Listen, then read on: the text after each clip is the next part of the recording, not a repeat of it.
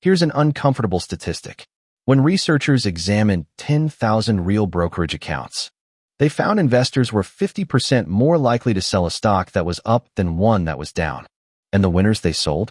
They went on to beat the losers they kept by 3.4 percentage points over the next year. Read that again. The average investor systematically fires their best players and re-signs their worst. This is episode 7 of the Investment Mandala series, Emotion Control, the pillar at the heart of the whole system. And here's the working theory up front. Emotion control is not willpower. It's architecture.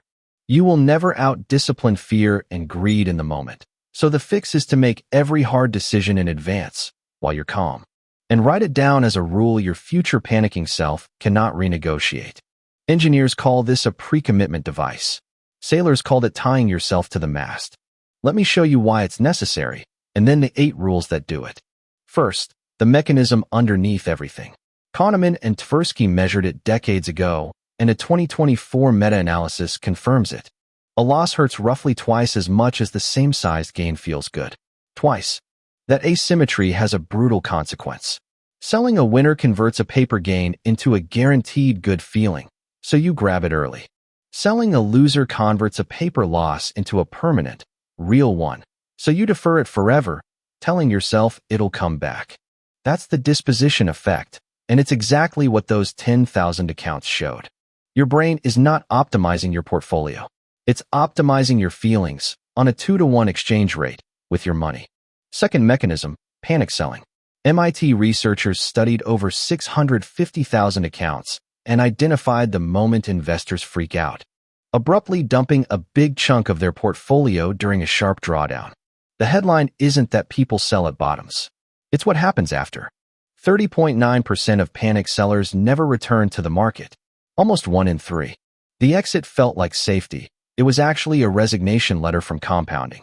And the median panic seller who does return earns 0 to negative returns on the round trip. They sell low, wait for clarity, and buy back and higher. Fear protects you from the crash and then quietly bills you the recovery.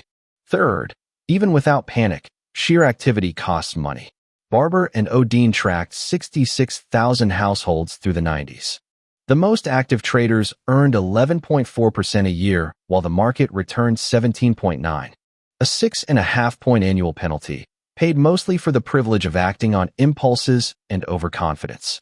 The average household flipped 75% of its portfolio every year. Every one of those trades felt informed in the moment. In aggregate, they were attacks. Watching the market all day doesn't give you information. It gives you urges with a news ticker attached. So here's the pillar. 8 rules, each one a decision made in advance. 1. Every FOMO buy waits 24 hours. If it's a real opportunity, it survives a day. Impulse is the enemy of compounding. 2. Never sell into a panic. A paper loss only becomes real when you sign it. 3. When a position hits its target, don't chase it higher. Route new money to whatever's underweight. Greed gets a budget, not a veto. 4. Replace all-day ticker watching with one scheduled daily review. Information on a schedule, not on dopamine. 5. Keep a trading journal. Before every trade, write the reason in one sentence. If you can't write it, you don't have one. 6. Backtest your own mistakes.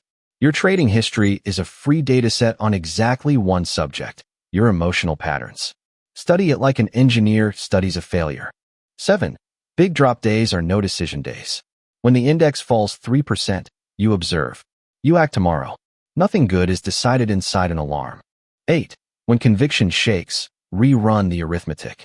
A fixed monthly contribution compounding at a reasonable rate for decades is a 7-figure equation. The math doesn't feel fear. Let it do the anchoring. Now, the honest opposition.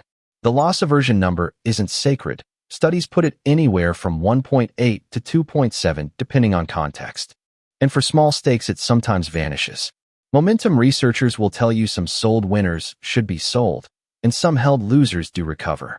The famous investor behavior gap reports have methodology critics, and last year's gap was actually one of the smallest on record. And a genuinely skilled trader with real edge can outperform rigid rules during regime changes. All fair. But notice what every objection has in common. It requires you to be the exception. The rules exist for the 95% of moments when you're not. So the one thing to remember from episode 7, emotion control is not a personality trait you lack. It's infrastructure you haven't built yet. Decide while calm. Write it down. Obey your own constitution. The machine from pillars 1 through 6 only compounds if the operator stops grabbing the controls every time the floor shakes. Next episode closes the series. Pillar 8, System Iteration. Why systems beat predictions. There's a new working theory here every night at 7. Tell me in the comments. Which rule would have saved you the most money?